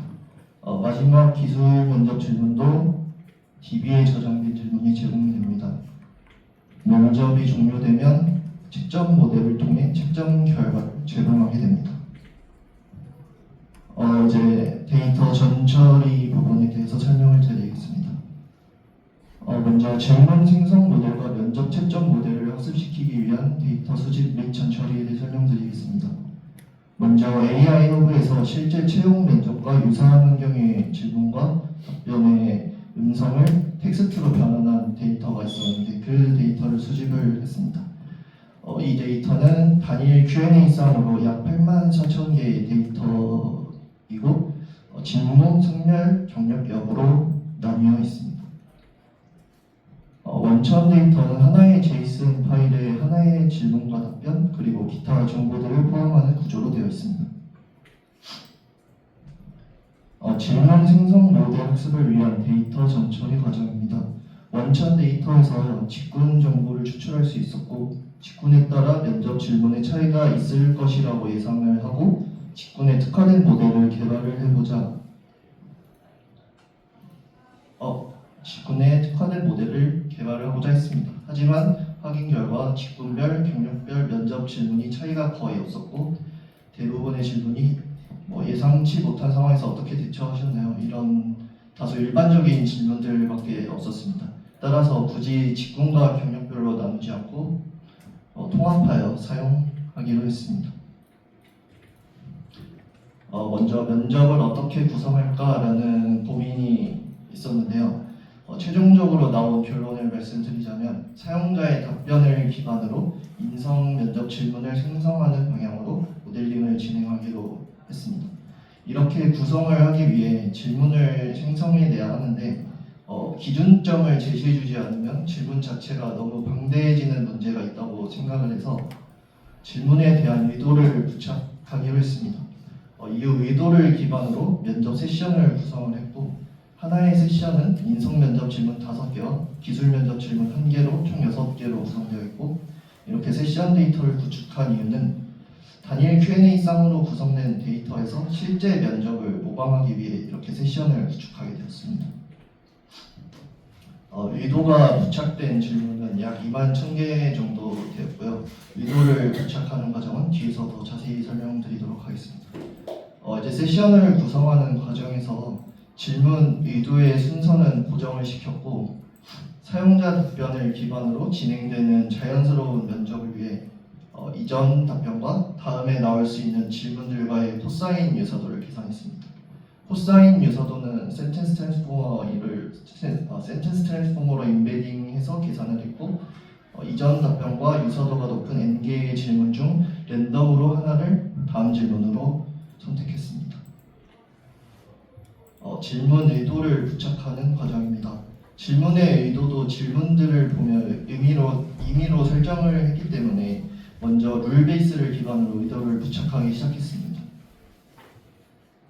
부착 후 검증을 하는 과정이 필요했는데 정성평가와 오픈AI API 두 가지를 통해 검증을 했고 룰 베이스 키워드 사전을 계속 업데이트하면서 룰 베이스로 의도를 부착해도 문제가 없다고 판단하고 최종적으로는 룰 베이스로 의도를 부착했습니다. 이렇게 최종적으로 만들어진 면접 세션 데이터 샘플이고요. 두 번째 질의응답부터 유사도가 나오게 되는데 이게 이전 답변과 현재 질문의 코사인 유사도를 계산한 것입니다. 다음은 면접 채점 모델 학습을 위한 데이터 전처리 과정입니다. 채점 모델 개발을 위해 채점 관련 데이터가 필요한데 원천 데이터에는 채점 관련 데이터가 아예 없었습니다. 그래서 오픈AI API를 통해 채점을 해보자라는 의견이 나왔고 앞서 구성한 세션 데이터와 적절한 프롬프트를 함께 제공하여 답변에 대한 점수와 피드백을 생성을 해보았습니다. 실제로 점수와 피드백이 적절한지 정성평가를 통해 확인을 했고 오픈AI API로 채점 데이터를 생성해서 사용해도 되겠다고 판단을 했습니다. 이렇게 만들어진 채점 데이터 샘플입니다. 세션 데이터에 답변에 대한 점수와 피드백이 추가되어 있는 것을 확인할 수 있습니다.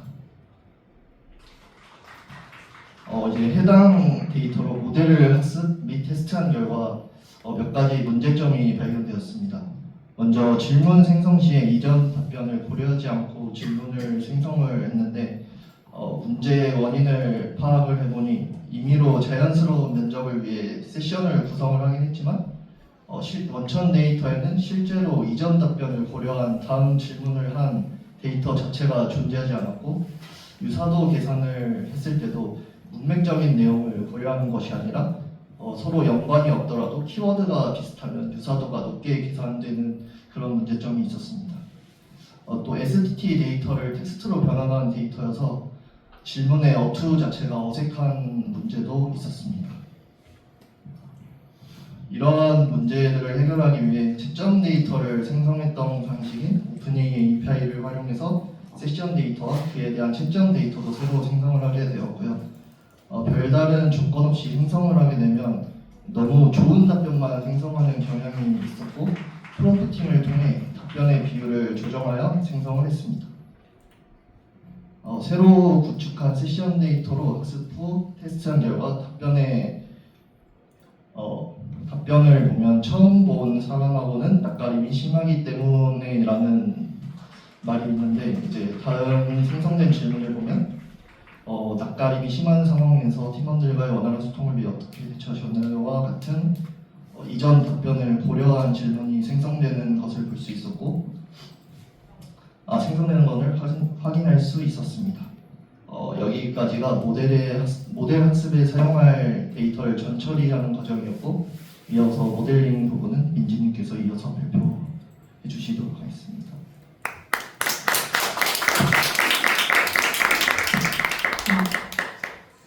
네, 저희 발표가 깁니다. 저희가 지금 주요 태스크가 다른 팀과 다르게 데이터 분석이랑 AI 모델링 쪽이 있어서 이렇게 발표가 길어졌는데 마지막 긴 발표니까 끝까지 좀 집중해서 들어주시길 바라겠습니다. 네, 이제 저는 용희님이랑 같이 데이터 전처리 및 그리고 모델 개발을 맡은 최민지입니다. 네, 일단 아까 시연 영상에서 보셨다시피 저희 AI 모의 면접 시스템의 경우에는 질문을 생성하는 모델과 그리고 사용자의 답변을 평가하는 모델 두 가지가 사용이 됐습니다. 즉 그렇다는 것은 저희는 둘이서 두 개의 모델을 개발한 것이고 그 개발한 환경은 지금 보이시는 것처럼 코레프로 플러스를 활용을 했습니다. LLM을 개발하기에는 사실상 조금 부족한 자원이라고 할 수가 있는데요. 저희는 이런 좀 부족한 자원의 한계를 극복하고자 최대한 이 코레프로 플러스에 올릴 수 있는 모델을 찾아보았고 그게 이제 1.3B가 최대라는 것을 알고 이제 그거에 맞는 모델을 탐색했습니다. 이게 이제 한국어 오픈소스 LLM 중에서 저희가 찾았던 한국어 텍스트 처리에 최적화된 언어 모델인 이제 폴리글랏이라는 모델을 사용을 했습니다. 이 폴리글랏에 대한 설명을 아주 간단하게만 해보자면 지금 많이 알고 계신 이 트랜스포머 기반의 모델인데 그냥 GPT 같은 디코더 only 모델이 아닌 인코더와 디코더를 동시에 활용하는 모델입니다. 그래서 이 인코더와 디코더를 사용하는 다중 트랜스포머 구조를 가지고 있고 각각의 헤드는 16개의 헤드로 이루어져 있고 그 헤드의 차원이 128이어서 총 모델의 차원이 2048입니다.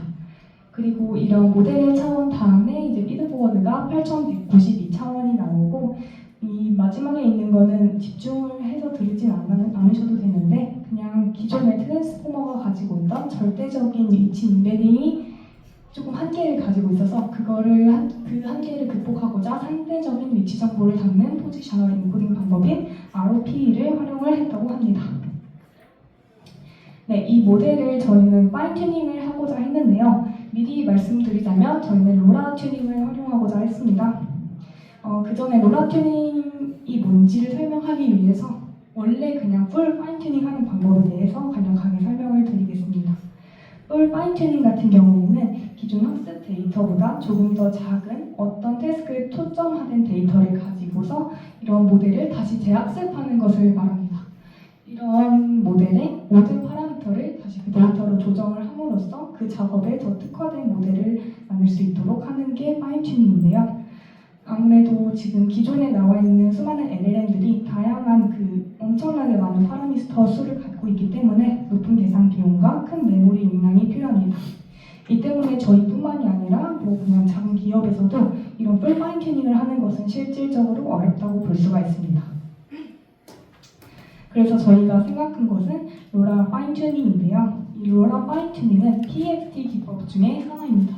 이 PFT 기법을 간단하게 말씀드리자면 전체 모델을 재학습을 하는 것이 아니라 파인 튜닝을 하는데 그 파인 튜닝하는 파라미터를 이피시언트하게 하자라는 그런 아이디어에서 나온 방법론입니다.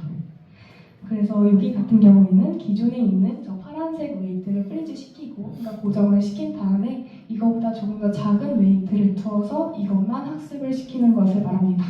이 주황색을 저희는 로라에서는 어댑터로 하고요. 그 줄이는 차원의 어댑터의 차원을 R이라고 하겠습니다. 이런 로라 튜닝의 장점 같은 경우에는 이렇게 이제 학습하는 모델의 웨이트의 크기가 애초에 작아지기 때문에 이제 학습 시간 및 비용을 절감을 할 수 있다는 장점이 있습니다. 그리고 또 하나의 장점은 여기서 오는 장점인데요. 기존에 그냥 학습하는 거 말고도 이제 추론을 할 때도 기존 파라미터에 그냥 어댑터를 합해서 사용을 하면 어떤 태스크에 초점화된 모델이 된다는 것입니다. 지금 저희 같은 경우는 질문을 생성하는 모델과 면접을 채점하는 모델이 있는데 이 두 개의 어댑터를 학습시킨 다음에 그냥 하나의 텍폰을 불러와주고 거기에 이렇게 합을 해서 말 그대로 머지하고 로드를 하면 질문 생성 모델로 사용할 수 있고 이제 면접 채점 모델에 어댑터를 붙여서 사용을 하면 이게 면접 채점 모델이 되는 것입니다. 이걸 코드상으로 보면 이제 보이는 것처럼 from pretrained 즉 폴리글랏 모델을 불러와서 거기다 이제 지금 같은 경우에는 채점 모델이죠. 채점 모델에 어댑터를 붙여서 머지 로드를 하면 해당 태스크를 처리하는 모델로 활용을 할 수 있는 것입니다. 네, 이런 모델을 가지고 저희가 몇 가지 실험을 조금 해보았는데요. 그때 실험한 지표는 지금 여기 보이는 세 가지와 같습니다. 첫 번째는 F옥을 저희는 점차 밀려보는데 25, 50, 75, 100 이렇게 각각 진행을 했고요. 아까 말씀드렸던 어댑터의 차원인 R 사이즈를 128부터 512로 조정했을 때의 성능을 비교했습니다. 그리고 데이터 사이즈 같은 경우에는 하이퍼 파라미터 튜닝이라기보다는 어떤 성능이 잘 나온 모델에 대해서 데이터 사이즈를 점차 늘리면서 성능을 비교하였습니다. 네, 이렇게 튜닝한 모델을 가지고 평가하는 지표는 크게 어큐레이시와 그리고 블루 스코어라는 것을 활용을 했는데요. 먼저 질문 생성 모델의 평가 지표로 어크레이시를 사용한 방법은 다음과 같습니다. 그냥 밑에 예시를 바로 먼저 봐주시면 될 것 같아요. 정답이라는 문장이 있고 모델이 출력한 문장이 있을 때 이 각각의 문장을 토큰 단위로 분리를 해서 첫 번째 토큰이 맞는지를 일치하는 게 유니그램, 그리고 두 번째가 바이, 그리고 세 번째가 트리그램으로 몇 개의 토큰이 정확히 일치하는지를 평가한 것입니다. 그런데 아무래도 생성 모델이다 보니까 이렇게만 그냥 평가를 하는 것은 조금 빈약한 부분이 있어서 저희가 찾아낸 게 블루스코어입니다. 블루스코어는 원래 제너레이트 센텐스 같은 작업에서 주로 사용하는 평가 지표이고요. 생성된 문장의 단어가 정답 문장에 포함되는 정도를 파악하는 평가 지표입니다. 이 설명을 보기 앞서서 예시를 설명을 해드리자면 아까 엔그램이라는 단어를 보셨을 텐데요. 이렇게 정답 문장과 출력된 문장이 있다면 이렇게 각각을 n그램, 보통은 4g을 이제 디폴트로 두고 학습을 하는데 평가를 하는데 그게 각각 뭐냐면 1g 같은 경우에는 아까 봤던 것처럼 하나의 토큰으로 짜는 거, 그리고 2g 같은 경우에는 문장을 지원자님께서 지닌 장점 후근 이런 식으로 잘라서 그거의 일치도를 비교를 하는 겁니다. 그렇게 비교를 한 것들이 이제 하나의 그 1g 프레시즌이 되고 그 프레시즌을 이렇게 기하 평균을 내서 BP라는 어떤 페널티를 주는 게 블루스코어입니다. 이런 평가 지표도 또한 사용을 했다고 말씀을 드립니다. 그래서 이런 평가 지표를 사용을 해서 질문 생성 모델을 클로즈 테스트를 진행을 했는데요. 클로즈 테스트가 뭐냐면 이제 지금 보이시다시피 데이터 사이즈가 100밖에 안 돼요. 작게 한 이유는 이제 모델의 성능을 실질적으로 확인한다기보다는 어떤 파라미터를 조정을 했을 때 실제로 그 모델의 성능이 올라가는지 그 우상향을 그리는지를 확인을 하기 위한 거라서 이렇게 설정을 했고 클로즈 테스트가 뭐냐면 학습 때 사용한 데이터가 이 테스트할 때 사용한 데이터와 같은 것을 의미합니다. 질문 생성 모델 같은 경우에는 아무래도 생성하는 그 텍스트의 길이 자체가 그냥 질문 하나이기 때문에 조금 짧은 문장을 생성하다 보니까 저희 예상대로 이렇게 이제 R 사이즈가 커질수록 어큐레이시와 블루스코어 각각이 다 올라가는 모습을 보여줬습니다. 그리고 F기 올라감에 따라도 마찬가지로 이렇게 정확도와 블루스코어가 올라가는 모습을 보여줬습니다. 그 다음에 이제 채점 모델 같은 경우에는 평가 지표가 아주 살짝만 다른데요. 그 이유가 지금 예시에서 보이는 것처럼 채점 모델의 타겟 같은 경우에는 두 가지 정보를 포함을 하고 있기 때문입니다. 사실 원래 이렇게 두 가지의 지표, 그러니까 정답, 제가 앤서라고 써놨는데 스코어라고 봐주시면 되고요. 그러니까 스코어랑 피드백 이 두 가지를 생성을 하는 거였다면 모델을 두 개를 만들어서 각각 생성을 하게 했으면 더 좋았겠지만 저희 자원에 문제가 있어서 두 개를 한꺼번에 만들고자 이렇게 스플릿이라는 S 토큰을 줘서 하나의 타겟을 만들었습니다. 그래서 이렇게 두 가지에 대해서 평가를 하기 위해서 실제로 S 토큰으로 분류했을 때 그 스코어를 잘 맞추는지 그 채점 점수의 일치도를 스코어 어큐레이시라고 하고 나머지 피드백에 대해서는 아까 그 질문 생성 모델과 마찬가지로 이렇게 첫 번째 토큰, 두 번째, 세 번째 토큰의 일치도를 비교를 하고 그거에 대한 분류 스코어도 똑같이 구했습니다. 아무래도 이 면접 채점 모델의 클로즈 테스트 같은 경우에는 두 가지 태스크를 한 번에 처리하다 보니까 좀 예상과는 다른 모습을 보여줬습니다. R값이 256일 때에 비해서 511일 때 더 작아지는 성능이 낮아지는 모습을 보였고 또 반면 스코어의 어큐레이시 같은 경우에는 R값이 클 때 가장 높은 값을 보여주었습니다. F 같은 경우에는 미세하나 이제 커질수록 성능이 좋아지는 모습을 질문 생성 모델과 마찬가지로 보여주었습니다. 저희가 이렇게 모델링을 진행을 해서 결론을 낸 거는 두 모델 모두 F이 커질수록은 확실히 성능이 좋아진다라는 결론을 냈고요. 질문 생성 모델 같은 경우에는 R 사이즈가 커지면 커질수록 모델이 높은 성능을 보인다고 판단을 했습니다. 그리고 채점 모델 같은 경우에는 R 사이즈에 대해서는 성능 차이가 미비했는데요. 그 이유가 단순히 256일 때 가장 좋은 성능을 보여서가 아니라 두 가지 태스크를 한 번에 처리를 했어야 했었기 때문이며 그 생성해야 될 문장의 길이도 질문 생성 모델보다는 훨씬 길기 때문에 이것보다는 더 많은 학습 시간과 어떤 튜닝 방법이 필요할 것이라고 판단을 했습니다. 그래서 방금 그래프로 보여드렸던 클로즈 테스트 중에서 이제 이거를 표로 나타냈을 때 확실히 질문 생성 모델은 F기 100이고 R이 512고 데이터 사이즈를 100개로 했을 때 다 모든 게 정확도 1 그리고 블루 스코어도 1을 달성하는 것을 보았습니다. 이를 통해서 이제 오픈 테스트로 이렇게 진행을 했다는 것은 학습에 사용하지 않은 데이터로 평가를 똑같은 모델에 진행을 했다는 건데 아무래도 당연히 이제 이거는 작은 데이터 그리고 엄청 큰 F구로 한 거기 때문에 오버피팅이 일어나서 성능이 낮아지는 모습입니다. 그리고 면접 채점 모델 같은 경우에도 저희가 학습한 걸로는 조금 빈약한 게 있다고 생각을 해서 일단 512 R 값이 512인 마찬가지 데이터로 학습한 것을 오픈 테스트로 또 비교를 했는데요. 아까 말했다시피 오버피팅 된 것이기 때문에 조금 더 성능이 내려가고 있는 모습입니다.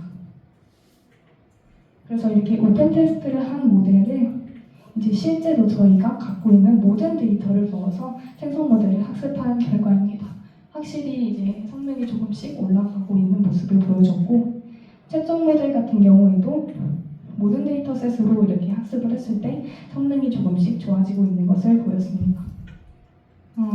이런 것을 보았을 때 저희가 생각하기에는 지금 단순히 저희가 보시다시피 질문 생성 모델은 FB 6이고 채점 모델은 FB 2입니다. 데이터가 45,000개 그리고 36,000개 정도인데 이 학습을 이 정도밖에 못한 이유는 저희가 이걸 학습하다가 콜의 컴퓨팅 자원이 다 소진됐습니다. 그래서 여기까지 진행을 했는데 아마 F를 더 이어서 학습을 한다면 좋은 성능을 내지 않을까 싶습니다. 그래서 최종 모델 파라미터의 경우에는 저희가 목표로 잡았던 거고요. F를 10까지 학습을 해보자 했지만 이제 그 컴퓨팅 자원의 문제로 그냥 이렇게 마무리가 된 것을 볼 수 있습니다. 질문 생성 모델 같은 경우에는 데이터 수가 채점보다 조금 더 작은데 그 이유가 이전 답변을 고려해서 질문을 생성하는 거다 보니까 하나의 QA 세션 데이터에 4개의 데이터가 들어있습니다. 4개의 쌍이 있어서 이렇게 이제 9,137개의 세션에 4개의 데이터가 있어서 이렇게 구해진 것입니다. 네, 이렇게 모델링 결과가 마무리됐는데 아까 그냥 되게 빠르게 지나가서 시험 때 나온 질문과 채점 결과에 대해서 좀 주의 깊게 보지 못하셨을 것 같아요. 제 생각에는 그래도 1.3B로는 꽤 잘 나온 성능이라고 생각을 하는데 그 이유가 이제 로라 튜닝이 가장 컸다고 생각하는 바입니다. 그래서 마지막으로 저희 모델링 팀 소감 같은 경우에는 자원의 한계 때문에 여러 어려움을 많이 겪었습니다. 하지만 이를 해결하기 위해서 다양한 방법을 모색을 할 수 있었고 이 과정에서 많은 것을 배웠다고 생각을 하고 있습니다. 그리고 이제 실제 서비스에 LLM을 적용하기 위해서 사실 API를 쓰는 게 아니라 학습 비용을 최소화하고자 자체 모델을 개발하고 이제 서비스 차원에서 모델링하는 방법에 대해서 생각할 수 있었다는 점에서 배울 점이 많았고요. 네, 마지막으로 저희 이제 이 모델링이랑 이 서비스 쪽에 도움을 많이 주셨던 이성희 멘토님과 이상훈 강사님께 감사를 드리면서 개인 발표를 마무리하겠습니다. 감사합니다.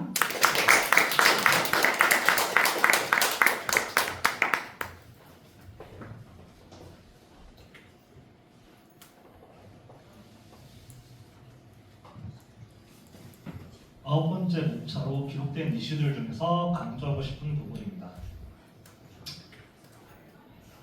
이슈들이 꽤 많았는데 그리고 저희가 어쩌면 가장 애먹은 이슈가 그때 이제 럭스트 전환을 하면서 애먹은 이슈이지 않을까 싶습니다. 저희가 UI UX 시안을 적용한 이후에 리팩토링을 진행하다 보니 시안이 계속 틀어지고 안 나오는 것들이 많아서 이제 다른 팀보다 생각보다 애를 많이 먹었던 것 같습니다.